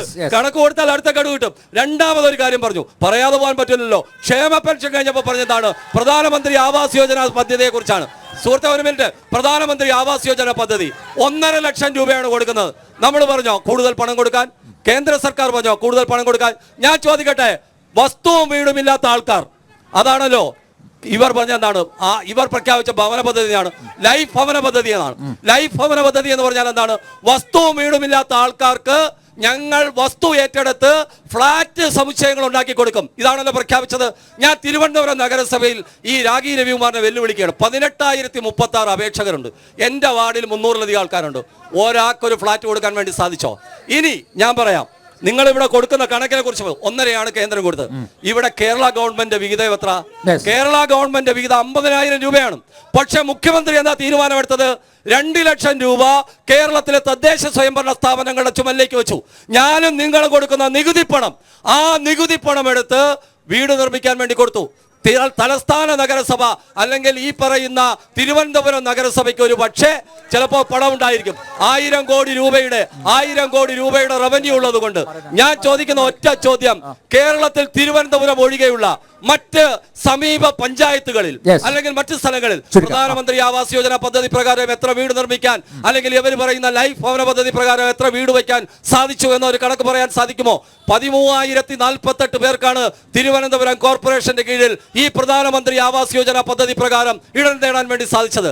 ഗ്രാമത്തിൽ 5,436 പേർക്കും സാധിച്ചിട്ടുണ്ട്. അതുകൊണ്ട് കേരള ഗവൺമെന്റ് ഈ പറയുന്ന 50,000 രൂപ കൊടുത്തിട്ട് പാവപ്പെട്ട ജനങ്ങൾ കൊടുക്കുന്ന നികുതി പണം, ആ പണം കൊള്ളയടിച്ച് ഈ നാട്ടിൽ അതിന്റെ പേരിൽ ക്രെഡിറ്റ് ഉണ്ടാക്കാൻ ശ്രമിക്കുന്ന ഒരു ഗവൺമെന്റ് ആണ് എന്ന് കൂടി ഞാൻ സൂചിപ്പിക്കാൻ ആഗ്രഹിക്കുകയാണ്.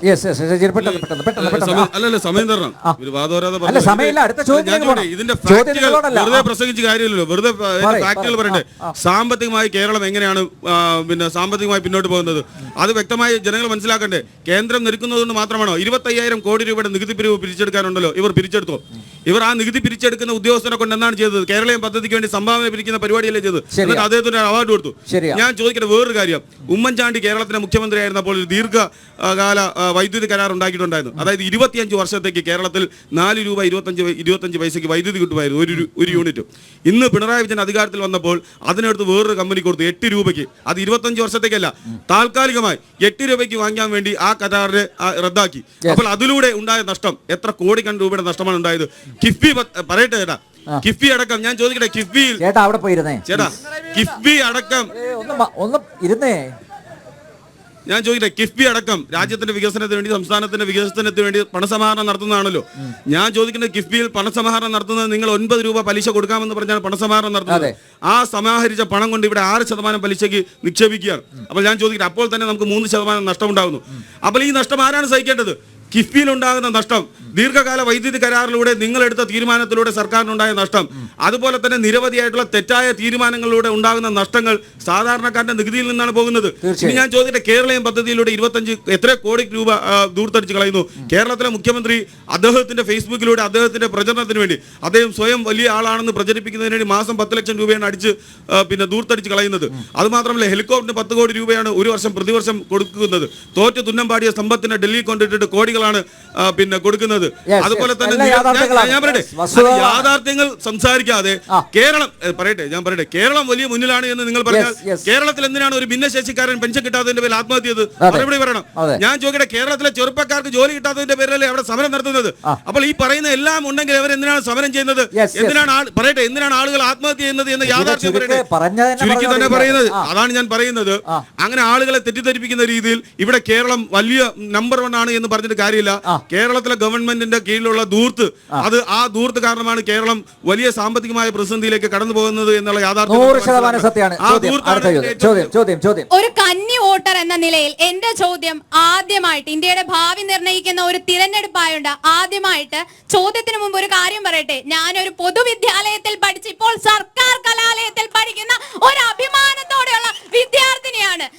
സർക്കാർ കലാലയത്തിലെ പോഷക സമൃദ്ധമായ ആഹാരവും ഹൈടെക് ക്ലാസ് മുറികളും സൗജന്യമായിട്ടുള്ള പാഠപുസ്തകവും കൊണ്ട് തന്നെയാണ് ഞാൻ പഠിച്ച് ഇവിടെ എത്തിയത്. അതോടൊപ്പം താങ്കളോട് ഞാൻ ഒന്ന് ചോദിക്കട്ടെ, ഒരു പെൺകുട്ടി എന്ന നിലയിൽ മണിപ്പൂരിൽ ഒരു പെൺകുട്ടിയെ പൂർണ്ണ നഗ്നയാക്കിക്കൊണ്ട് തെരുവിലൂടെ വലിച്ചിരയ്ക്കുമ്പോൾ എങ്ങനെ എന്നെ പോലൊരു പെൺകുട്ടിയോട് അല്ലെങ്കിൽ ഒരു പെൺകുട്ടി സമൂഹത്തോട് താങ്കളുടെ പാർട്ടിയിൽപ്പെട്ടവർക്ക് വോട്ട് ചോദിക്കാൻ സാധിക്കും? അതുപോലെ ബിൽക്കിസ് ബാനു കേസിൽ എന്ത് നടപടിയാണ് നിങ്ങൾ എടുത്തത്? ഇതിലൊക്കെ കോൺഗ്രസിന്റെ ഇരട്ടത്താപ്പ് കോൺഗ്രസ് പ്രതിനിധി മറുപടിയായി നൽകിയതുണ്ട്. അതോടൊപ്പം ചോദിച്ചോട്ടെ കൃത്യമായി ചോദിച്ചോട്ടെ. അതിനോടൊപ്പം തൊഴിലില്ലായ്മ കേന്ദ്ര സർക്കാരിൽ ചർച്ച ചെയ്തു 10 ലക്ഷം അവസരങ്ങൾ ഒഴിഞ്ഞു കിടക്കുകയാണ്. അതോടൊപ്പം സുരേന്ദ്രന്റെ മകനെ രാജീവ് ഗാന്ധി ബയോടെക്നോളജിയിൽ എങ്ങനെയാണ് കയറ്റിയത്? ഇനി അടുത്ത് കോൺഗ്രസ് പ്രതിനിധിയോട്, ഞാനൊരു സർക്കാർ കലാലയത്തിൽ പഠിക്കുന്ന കുട്ടിയാണ്. ഈ ഇടയ്ക്ക് താങ്കളുടെ സ്ഥാനാർത്ഥി പറയുന്നത് കേട്ടു, കുറച്ചു നാൾ മുൻപ് പറഞ്ഞ സ്റ്റേറ്റ്മെന്റ് ആണ്, തിരുവനന്തപുരത്തിന്റെ അഭിമാനമായിട്ടുള്ള യൂണിവേഴ്സിറ്റി കോളേജിനെ പൊളിച്ചടുക്കിക്കൊണ്ട് ആ സ്ഥാനത്ത് മറ്റെന്തെങ്കിലും കൊണ്ടുവരണമെന്ന്. അങ്ങനെയുള്ളപ്പോൾ തിരുവനന്തപുരത്തെ മറ്റൊരു സർക്കാർ കലാലയത്തിൽ പഠിക്കുന്ന എനിക്ക് വിമൻസ് കോളേജ്, പാരമ്പര്യമുള്ള എന്റെ അമ്മയും അമ്മുമ്മയും അടക്കം തലമുറകൾ പഠിച്ച ഇനിയും കാലങ്ങൾ അപ്പുറവും തലയുടുപ്പോടെ നിൽക്കുന്ന ആ ഒരു കലാലയം പൊളിച്ചു മാറ്റിക്കൊണ്ട് അവിടെ DJ ഹബോ ഹോട്ടലോ കൊണ്ടുവരുന്നില്ലെന്ന് എന്തുറപ്പാണ് ഞങ്ങൾക്കുള്ളത്? അതോടൊപ്പം NIA കുറിച്ച് ചോദിച്ചപ്പോൾ താങ്കൾ ഒരു essay പറഞ്ഞു, പക്ഷെ കൃത്യമായ ഉത്തരം നൽകിയില്ല. അതിന്റെ ബബ്ബ അടിക്കാതെ കറക്റ്റ് ഒരു മറുപടി പറയാമോ? കരിനിയമത്തിനെതിരെയാണല്ലോ പറയുന്നത്. ഞാൻ ചോദിക്കട്ടെ, അലനും താഹയ്ക്കെതിരെ ആദ്യമായി കേരളത്തിൽ UAP ചുമത്തിയ ആരാണ്? വലിയ വാദത്തിൽ CPM-ന്റെ ഭാഗമായിട്ട് നിന്ന് പ്രസംഗിക്കുന്നുണ്ടല്ലോ. കരിനിയമം അതിശക്തമായി കേരളത്തിൽ നടപ്പിലാക്കുന്നത് പിണറായി വിജയനാണ്, അല്ലാതെ കോൺഗ്രസ് അല്ല. ഇവിടെ ഒരു കരിനിയമത്തിനും അല്ലെങ്കിൽ എല്ലാ കരിനിയമങ്ങൾക്കുമെതിരെ നിലപാട് സ്വീകരിക്കുന്ന പ്രസ്ഥാനമാണ് അത്. NIA ആണെങ്കിലും CA ആണെങ്കിലും വളരെ വ്യക്തമാണ്. ഞാൻ പറഞ്ഞു വരുന്നത് കരിനിയമങ്ങൾക്കെതിരെ ഇവരുടെ ഇരട്ടത്താപ്പിനെ കുറിച്ചാണ് വളരെ വിശദമായിട്ട് പറഞ്ഞത്. ഇനി ഞാൻ വേറൊരു കാര്യം, ഞാൻ ബിൽക്കിസ് ബാനുവും പറഞ്ഞു, പറയട്ടെ പറയട്ടെ മണിപ്പൂരിലടക്കമുള്ള വിഷയങ്ങൾ ഞാൻ പറയാം. ഞാൻ ചോദിക്കട്ടെ, വണ്ടിപ്പെരിയാർ ഞാൻ പറയട്ടെ, അതും പറയാം. വണ്ടിപ്പെരിയാറിൽ 6 വയസ്സുള്ള ഒരു പെൺകുട്ടിയെ ക്രൂരമായി ബലാത്സംഗം ചെയ്ത കൊലയാളി പറയുന്നു, ഞാനാണ് ബലാത്സംഗം ചെയ്തത്, ഞാനാണ് കെട്ടിത്തൂക്കിയത് എന്ന് പറഞ്ഞ ആ കൊലയാളിക്ക് തൂക്കുകയർ വാങ്ങിച്ചു കൊടുക്കാൻ കെൽപ്പില്ലാത്ത ഗവൺമെന്റാണ് പിണറായി വിജയന്റെ ഗവൺമെന്റ്. ആദ്യം ആർജവത്തോടു കൂടി ആ വാളയാറില് വണ്ടിപ്പെരിയാറില് ആ പിഞ്ചു കുഞ്ഞുങ്ങൾക്ക് നീതി വാങ്ങിച്ചു കൊടുക്കാൻ ഒരു പിണറായി വിജയൻ തയ്യാറാവണം. ആ കൊലയാളി തെരുവിലൂടെ നടക്കുകയാണ്, എന്നിട്ടാണ് വാദം പറയുന്നത്. മണിപ്പൂരിൽ ഞാൻ ചോദിക്കട്ടെ, മണിപ്പൂരിൽ അടക്കം പ്രധാനമന്ത്രി നിശബ്ദമായല്ലോ. മണിപ്പൂരിലടക്കം പ്രധാനമന്ത്രി ചോദിച്ചല്ലോ, മണിപ്പൂരിലടക്കം നിങ്ങളുടെ നരേന്ദ്രമോദി നിശബ്ദനായി എന്നാണല്ലോ നിങ്ങളുടെ വാദം. അല്ലെങ്കിൽ ഞങ്ങൾ പറയട്ടെ, ഞാൻ ചോദിക്കട്ടെ, പിണറായി വിജയൻ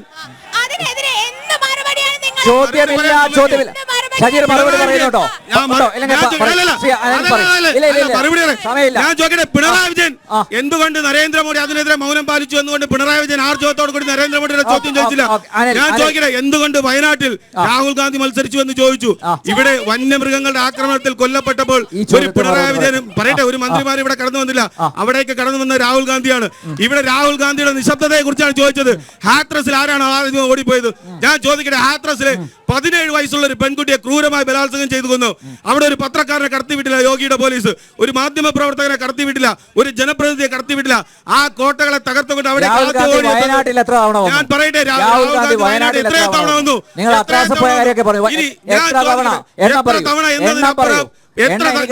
എത്ര തവണ എന്നതിനപ്പുറം തന്റെ നാട്ടിൽ വന്യമൃഗ ആക്രമണത്തിൽ ഒരാൾ കൊല്ലപ്പെട്ടപ്പോൾ ആ നിമിഷം അദ്ദേഹത്തിന്റെ ഭാരത് ജോഡോ യാത്ര നിർത്തിവെച്ച് ഇവിടെ വന്നു. ഇവിടെയുള്ള പിണറായി വിജയൻ പോയോ? ഇവിടെയുള്ള ഏതെങ്കിലും മന്ത്രിമാർ പോയോ? മറുപടി പറ. ഞാൻ ചോദിക്കുന്നത്, ദൈവത്തിന്റെ മടിയിൽ കിടന്ന് കത്തുവയിൽ കാശ്മീരിൽ ഒരു പെൺകുട്ടി പീഡിപ്പിക്കപ്പെട്ടു. ആരുണ്ടായിരുന്നു? അവിടേക്ക് ചെന്നത് രാഹുൽ ഗാന്ധിയാണ്. ഹാത്രസിൽ ചെന്നത് രാഹുൽ ഗാന്ധിയാണ്. ഉന്നവയിൽ ചെന്നത് രാഹുൽ ഗാന്ധിയാണ്. ഞാൻ പറയുന്ന ഈ രാജ്യത്ത് നരേന്ദ്രമോദി രാജ്യത്തിന്റെ പ്രധാനമന്ത്രി ആയിരിക്കുമ്പോൾ, കേരളത്തിൽ പിണറായി വിജയൻ മുഖ്യമന്ത്രി ആയിരിക്കുമ്പോൾ നമ്മുടെ നാട്ടിലെ പെൺകുട്ടികളെ പീഡിപ്പിക്കുന്നത് BJP-യുടെ എംപിമാരും BJP-യുടെ MLA-മാരും ഇവിടത്തെ കൊച്ചു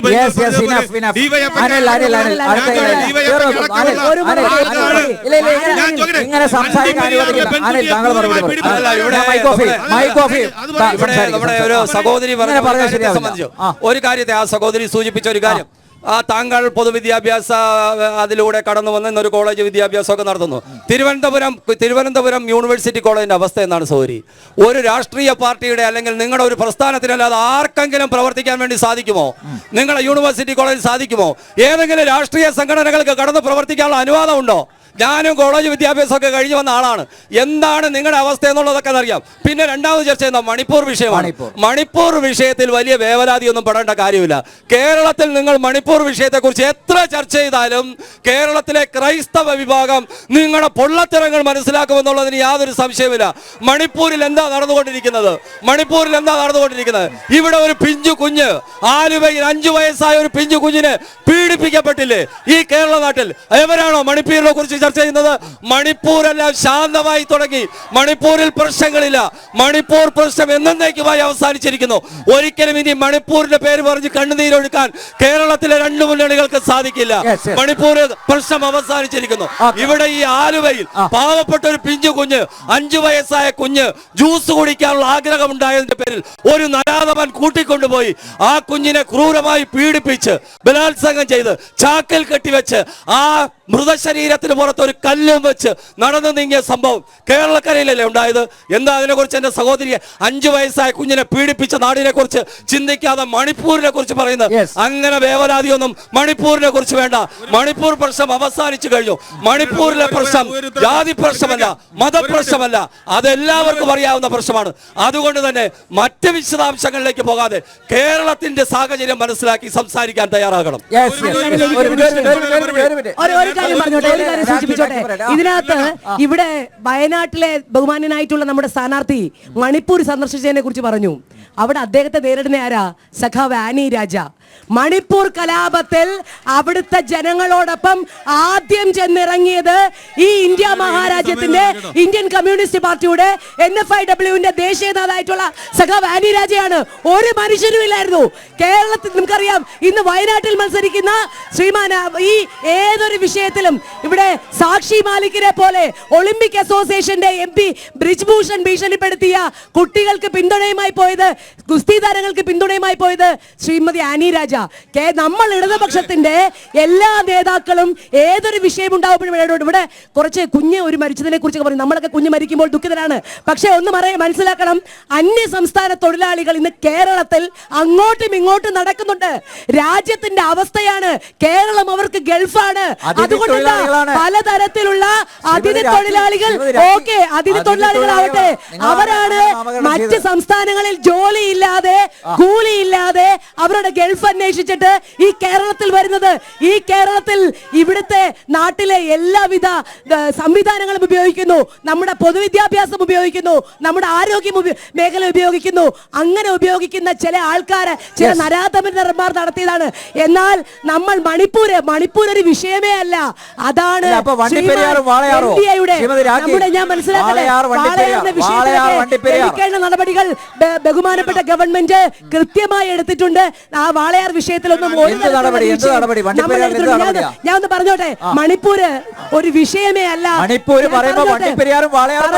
പറഞ്ഞോട്ടെ, മണിപ്പൂരും വണ്ടിപ്പെരിയാറും ഒരേ വണ്ടിയിൽ കെട്ടിയിടണ്ട. അത് ഒരേ വണ്ടിയിൽ ഓടുന്ന രണ്ട് ഇരുചക്രങ്ങളല്ല. മണിപ്പൂർ എന്ന് പറയുന്നത് അവിടുത്തെ ഭൂസ്വത്ത് കൈകലാക്കുവാൻ ഈ നാട്ടിലെ പുതിയ സംവിധാനം ചെങ്ങാത്ത മുതലാളിത്തത്തിന്റെ ഭാഗമായി അദാനി അംബാനിമാർക്ക് ഭൂമി കൈയിടാൻ വേണ്ടിയിട്ടുണ്ടാക്കിയ ഒരു ലഹളയാണ് മണിപ്പൂരിൽ ഉണ്ടാക്കിയത് എന്ന് നിങ്ങൾ പഠിക്കും. പഠിച്ചതിന് ശേഷം നിങ്ങൾ മനസ്സിലാക്കണം, മണിപ്പൂരിലെ കലാപത്തിൽ രണ്ട് സ്ത്രീകൾ അവിടെ പരസ്യമായി ബലാത്സംഗം ചെയ്ത ഒരു കാര്യമേ അല്ല എന്നാണ് ബഹുമാനപ്പെട്ട ഇന്ത്യയുടെ രാഷ്ട്രീയ പ്രസ്ഥാനത്തിലാണ് എന്താണ് പറയുന്നത്.